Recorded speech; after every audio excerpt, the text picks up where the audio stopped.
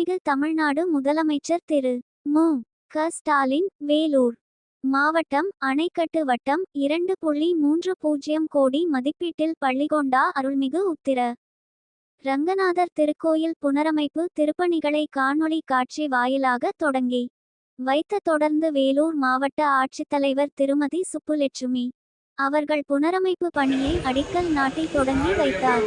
இந்நிகழ்வில் மாவட்ட ஊராட்சிக்குழு தலைவர் திரு மு பாபு, இந்து சமய அறநிலையத்துறை இணை ஆணையர் வேலூர் மண்டலம் திருமதி அனிதா, உதவி ஆணையர் திரு சங்கர், மாவட்ட அறங்காவலர் குழு தலைவர் திரு அசோகன், பள்ளிகொண்டா பேரூராட்சி மன்ற தலைவர் திருமதி சுபபிரியா, அணைக்கட்டு வட்டாட்சியர் திருமதி வேண்டா, அணைக்கட்டு ஒன்றிய செயலாளர் திரு குமாரபாண்டி, பேரூராட்சி மன்ற துணைத் தலைவர் திரு வில்சன், திருக்கோயில் செயல் அலுவலர் திரு நடராஜன் மற்றும் கழக உடன்பிறப்புகள் கலந்து கொண்டனர் மற்றும் கோவில் நிர்வாகிகள் அனைவரும் கலந்து கொண்டனர்.